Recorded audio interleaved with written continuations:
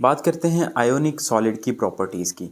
तो ionic solid की जो प्रॉपर्टीज़ हैं वो आपको इसी वर्ड आयोनिक से ही याद करनी है सारी। ठीक है, अगर आपको क्वेश्चन आता है आयोनिक कंपाउंड की, आयोनिक सॉलिड की प्रॉपर्टीज़ लिखें, तो देखें इन वर्ड से IONIC से आप सारी प्रॉपर्टीज़ बना सकते हैं। सी से, यहाँ से सी से देखें, सी से बन सकता है क्रिस्टलाइन सॉलिड्स। क्रिस्टलाइन सॉलिड्स मतलब ये किसी और फॉर्म में एग्जिस्ट नहीं करते, ये सिर्फ सॉलिड फॉर्म में ही एग्जिस्ट करते हैं। लिक्विड या गैस की फॉर्म में इनकी एग्जिस्टेंस नहीं होती, ये हमें सॉलिड फॉर्म में ही मिलते हैं। दूसरा, इसी सी से आप एक और वर्ड भी याद कर सकते हैं, सी से कंडक्टिविटी। बैड कंडक्टर होते हैं ये इलेक्ट्रिसिटी के।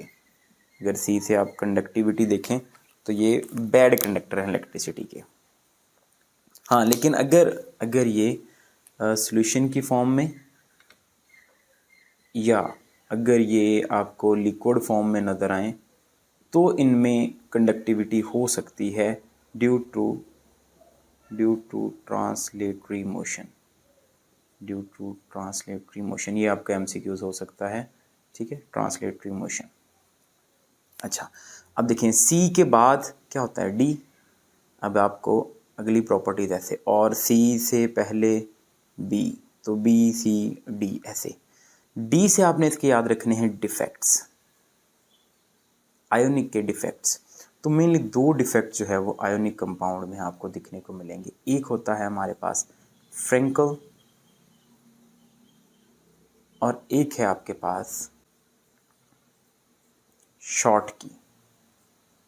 दो डिफेक्ट हैं इसके। ठीक है, और इसका निमोनिक आपको ऐसे याद रखना है, शॉर्ट की से शॉर्ट। ठीक है, ये शॉर्ट, इसको आपने शॉर्ट से याद रखना है। और फ्रेंकल को आपने फ्रेंड से याद रखना है।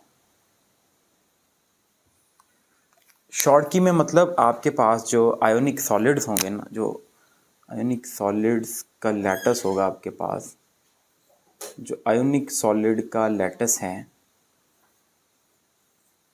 इसमें से आपके पास इक्वल नंबर ऑफ पॉजिटिव और नेगेटिव ये लीव कर जाते हैं। इसलिए इसका जो आपके पास स्ट्रक्चर है वो शॉर्ट हो जाता है। इस तरह आपने इसको याद रखना है कि इसमें जो केटाइंस और एनाइन इक्वल नंबर, वो इनके लैटस से ही बाहर चले जाएंगे। ठीक है, तो हम इसको याद रखेंगे शॉर्ट की।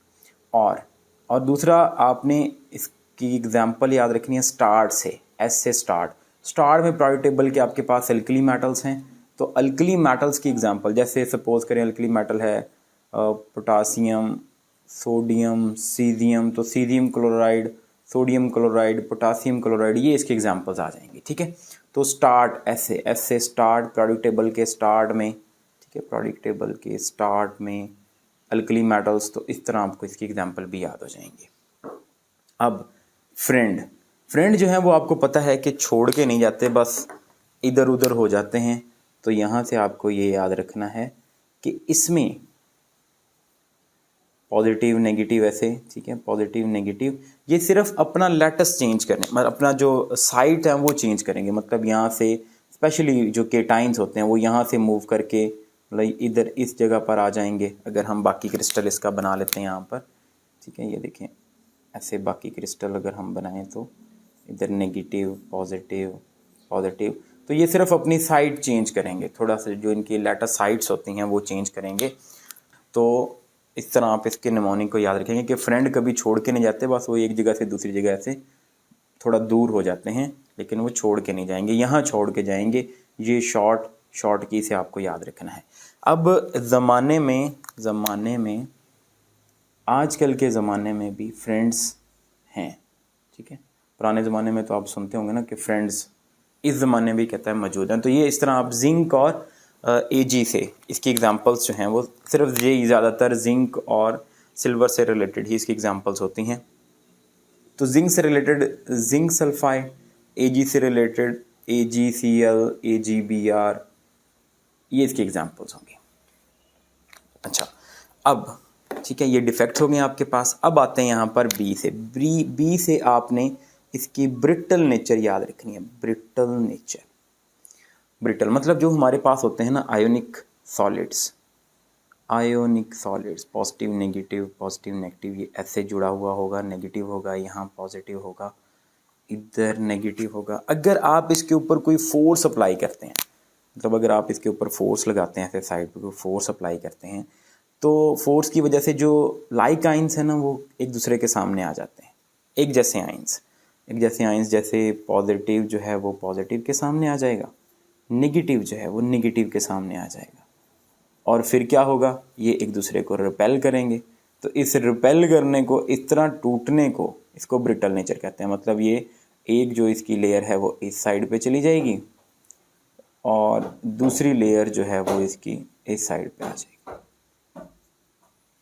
आई से आपने याद रखना है, आई से इंडिपेंडेंट, ये इंडिपेंडेंट मॉलिक्यूल की फॉर्म में भी एग्जिस्ट नहीं करते। इंडिपेंडेंट मॉलिक्यूल मतलब ये इंडिपेंडेंट मॉलिक्यूल की फॉर्म में आपको नहीं मिलेंगे, ये आयन की फॉर्म में मिलते हैं। अच्छा, एन से आप याद रखेंगे, एन से याद रखेंगे नॉन डायरेक्शनल, ठीक है।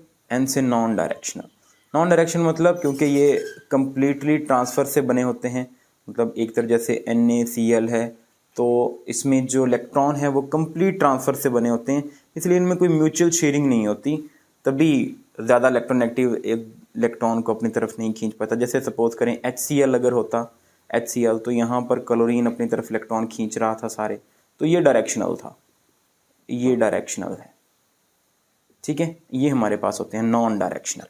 और एन से ही आपको याद रखना है कि ये नॉन रिजिड होते हैं, नॉन रिजिड का मतलब कि आइसोमरिज्म शो नहीं करते, इनमें आइसोमेरिज्म जो है वो शो नहीं होती। जैसे सपोज करें हमारे पास होते हैं ना सिस ट्रांस, तो सिस ट्रांस में इधर CH3 लगा होगा, इधर CH3 लगा होगा, तो ये हमारे पास ट्रांस होंगे।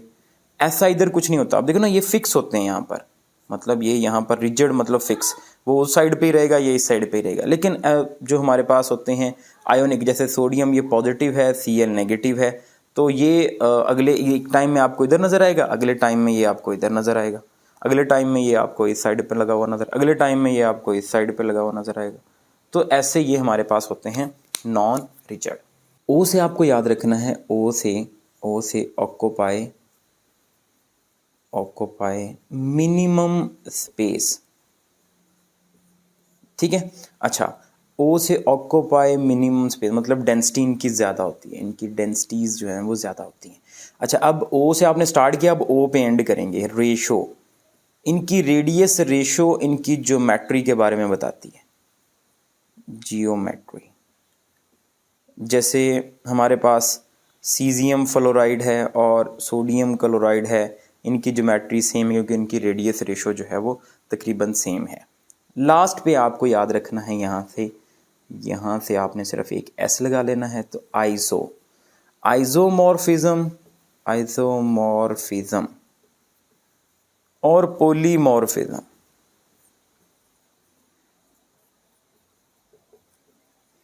ये स्पेशली रिलेटेड होते हैं आयोनिक कंपाउंड से, ठीक है। अब पॉलीमॉर्फिज्म और आइसोमॉर्फिज्म ये आयोनिक कंपाउंड ही देते हैं। आइसो मीन सेम फॉर्म में एग्जिस्टेंस, जैसे NaNO3 है और KNO3 है, दोनों ही हमारे पास रोम्बोहीड्रल फॉर्म में होते हैं, रोम्बोहीड्रल, ठीक है। अब देखें आइसोमॉर्फिज्म, ऐसे कंपाउंड जो हैं आपके पास जो कि एक ही फॉर्म में एग्जिस्ट कर रहे हैं, जैसे रोम्बोहीड्रल में NaNO3 और KNO3, तो ये आइसोमॉर्फिज्म है।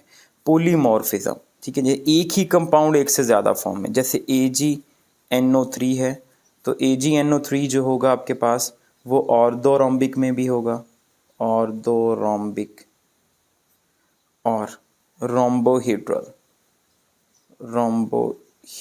ठीक है। तो एक ही कंपाउंड दो फॉर्म में, तो ये हमारे पास जो होगा एक ही कंपाउंड या एलिमेंट दो फॉर्म में एग्जिस्ट कर रहा होगा, तो इसको बोलते हैं पॉलीमॉर्फिज्म। दो कोई हमारे पास जो सॉलिड हैं वो एग्जिस्ट कर रहे होंगे एक ही फॉर्म में, तो इसको बोलेंगे हम आइसोमॉर्फिज्म। अब देखें AgNO3 ये भी ionic, NaNO3 ionic, KNO3 ionic. तो ये जो प्रॉपर्टी है ये सिर्फ आयोनिक कंपाउंड में ही मिलती हैं, जो दो प्रॉपर्टीज़ हैं। तो इस तरह आपने आयोनिक कंपाउंड की प्रॉपर्टीज़ याद करनी है।